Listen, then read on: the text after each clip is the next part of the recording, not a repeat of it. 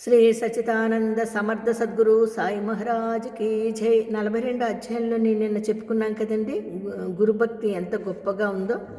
మరి ఈవేళ చెప్పుకుందాం. శ్రీగురుడు గురుసేవ ప్రాశస్త్యము చెప్పడం అయ్యేసరికి సూర్యోదయం అయిందటండి. ఆయన చెప్పడం అయ్యేసరికి సాయం దేవుడు శ్రీగురునికి నమస్కరించి ఆనంద పార్వస్యంతో, ఓ కృపామూర్తి, నాకిప్పుడు ఒక అపూర్వమైన దర్శనమైంది.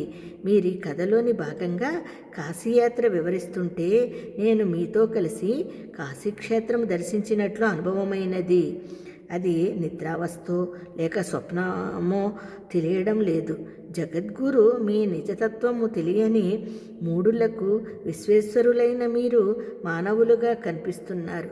మీరు ఎక్కడ ఉంటే అదే కాశీ అంటుంటే అతని శరీరమంతా రోమాంచితమయ్యి కంఠము గద్గతమయ్యింది. అతడిలా శ్రీగురుని స్తుతించాడటండి. చూద్దాం. 1.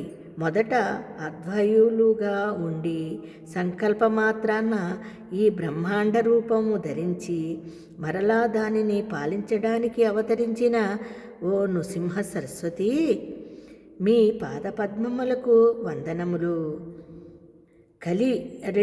కలి ప్రభావము వలన ధర్మము నశించి యజ్ఞయాగాదులు కరువైనప్పుడు దేవతల ప్రార్థనను అనుసరించి భూమిపై అవతరించిన ధర్మాన్ని పునరుద్ధరిస్తున్న లోకానికి జ్ఞానజ్యోతిని అనుగ్రహిస్తున్న ఓ నృసింహ సరస్వతి, మీ పాదపద్మములకు నమస్కారము.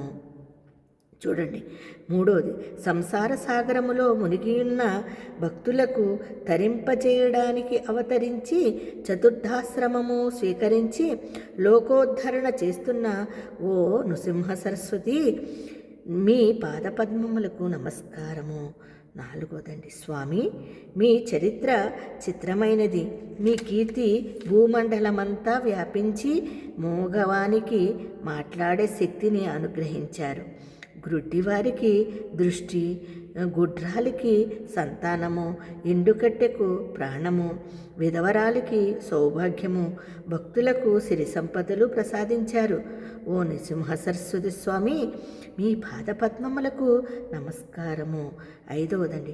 పాపాన్ని దారిద్ర్యాన్ని పోగొట్టి జగత్తుకు జ్ఞానజ్యోతి ప్రసాదిస్తూ కామధేనువు మరియు కల్పవృక్షాల వలె భక్తులు కోరినవన్నీ నెరవేరుస్తూ ముముక్షువులకు ముక్తిని కూడా మీరు అనుగ్రహిస్తున్నారు.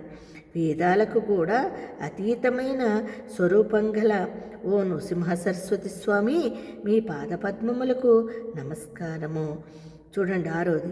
ఓ గురుమూర్తి, మీ పాదపద్మములకు నిత్యము స్మరించేవారికి సర్వతీర్థక్షేత్రాలను సేవించిన ఫలితము, వాటిని దర్శించిన వారికి వేలాది అశ్వమేధాది యుగాలు చేసిన ఫలితము ప్రసాదిస్తున్న ఓ నృసింహ సరస్వతి, మీ పాదపద్మములకు నమస్కారము. 7. వేదాలకు కూడా మీ నామ మహత్యము అంతుపట్టనిది. సకల భువనాధిపతులైన మీ పాదద్వయాన్ని నా హృదయ కమలములో నిలుపుకుని మనసారా మరలా నమస్కరిస్తున్నాను. ఓ నృసింహ సరస్వతి, మీ పాదపద్మములకు నమస్కారము.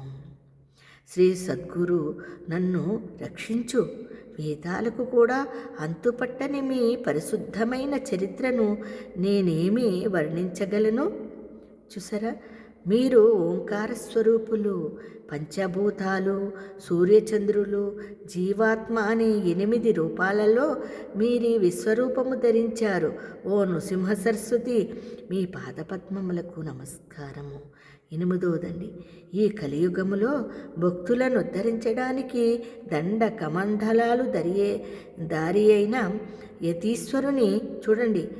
దండ కమండలములు ధరించి యతీశ్వరుని రూపములో అవతరించి భీమ అమరాజ సంగమములో శ్రీ నృసింహ సరస్వతి అన్ని పేరు నివసించిన శ్రీగురు, మీ పాదపద్మములకు నమస్కారములు.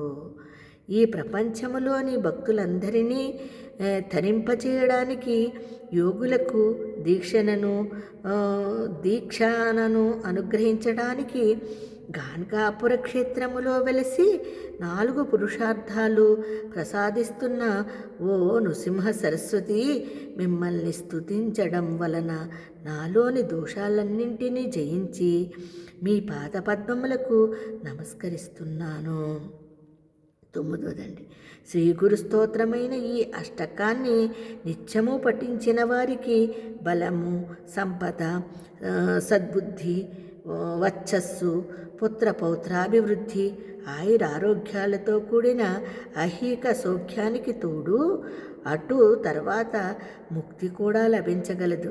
శ్రీగురుడు సంతోషించి, నాయనా, నీకు కాశీ దర్శనం అయ్యింది కదా, ఇందువలన నీ వంశములోని 21 తరాల వారికి కాశీయాత్ర ఫలితము సిద్ధించి నీవు మా దగ్గర నుండి మా పాదసేవ చేసుకో. ఇక నుంచి మా దగ్గర ఉండి నీవు మా పాదసేవ చేసుకో. కానీ అలా చెయ్యాలంటే ఆ అమ్లేచ్చరాజు సేవలో ఉండకూడదు. గనుక నీ భార్యాబిడ్డలను తీసుకుని వచ్చి గంధర్వ నగరంలో ఉండు అని చెప్పి అతనిని వెంటబెట్టుకుని గ్రామములోని తమ మఠానికి తిరిగి వచ్చారటండి. చూసారా, ఆయన ఎంత గొప్పగా వేడుకున్నాడండి స్వామిని.